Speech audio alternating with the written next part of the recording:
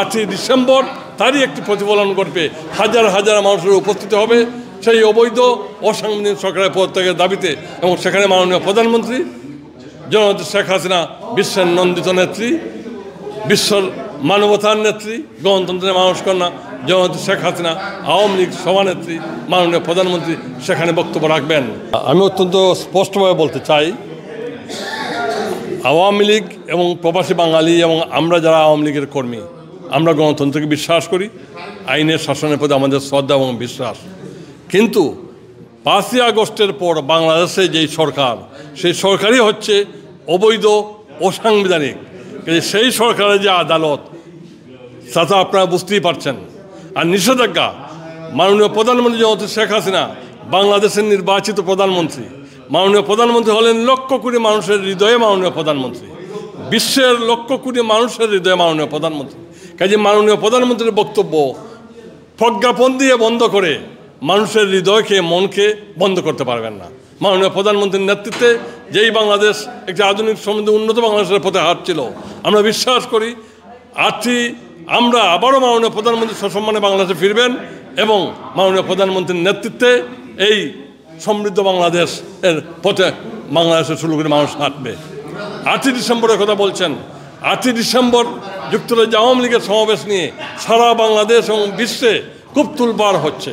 আমরা অত্যন্ত সুন্দরভাবে বলতে চাই, এই যুক্তরাজ্য আওয়ামী লীগ এবং প্রবাসী বাঙালিরা 1969-68 সালে আগরতলা ষড়যন্ত্র মামলায় বঙ্গবন্ধুর পক্ষে আইনজীবী পাঠিয়েছিল স্যার থমাস উইলিয়ামকে। এই যুক্তরাজ্য আওয়ামী লীগের নেতৃত্বে প্রবাসী বাঙালিরা 71-এর মহান মুক্তিযুদ্ধে ত্বরান্বিত করেছে। এই যুক্তরাজ্য প্রবাসী বাঙালিরা 75-এর 15 আগস্ট যখন বঙ্গবন্ধুকে হত্যা করা হয়, সেই হত্যার বিচারে প্রথম প্রতিবাদ করেছে। 1-11 সময় এই যুক্তরাজ্য আওয়ামী লীগ দাঁড়িয়েছে। বাংলাদেশের সকল গণতান্ত্রিক আন্দোলন, সকল স্বৈরাচার বিরুদ্ধে আন্দোলন, সকল ফ্যাসিস্ট, বর্তমান যে ফ্যাসিস্ট অবৈধ সরকার বিরুদ্ধে আন্দোলন, সব সময় যুক্তরাজ্য আওয়ামী লীগ নেতৃত্ব দিয়েছে। আমরা বিশ্বাস করি 8ই ডিসেম্বর তারই একটি প্রতিফলন করবে।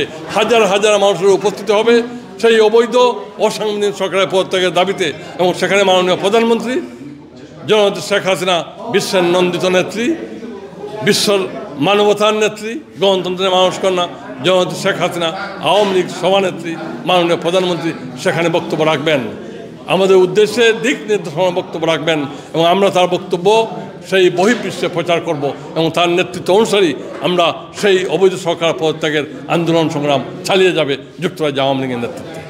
আমরা যুক্তরাজ্য প্রবাসী বাঙালিদের প্রতি, মুক্তিযুদ্ধের স্বাধীনতায় বিশ্বাসী বাঙালিদের প্রতি এবং সকল প্রবাসী বাঙালিদের প্রতি আমরা বিনীত অনুরোধ করতে চাই, আপনারা সবাই আসুন।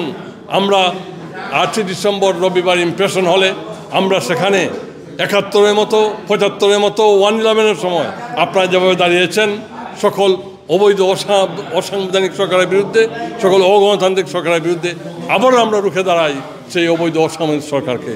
আপনারা সবাই আসুন এবং আমরা জোর করে দাবি করি, আমরা এই প্রবাসী বাঙালিরা আমরা অবৈধ অসাংবিধানিক সরকার চাই না।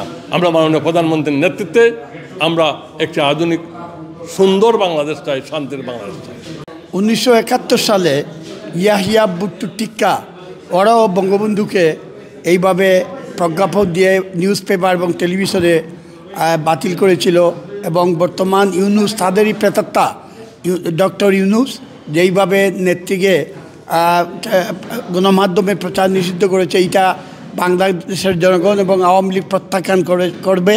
এইটাতে কিছু আসে যায় না। অচিরেই আমরা ঘুরে দাঁড়াবো এবং বাংলার মানুষ বিভিন্ন মিডিয়ায় মাননীয় প্রধানমন্ত্রী বক্তব্য শুনবে, এবং আমি মনে করি 8ই ডিসেম্বর মাননীয় প্রধানমন্ত্রী জননেত্রী শেখ হাসিনা দিক নির্দেশনা দিবেন।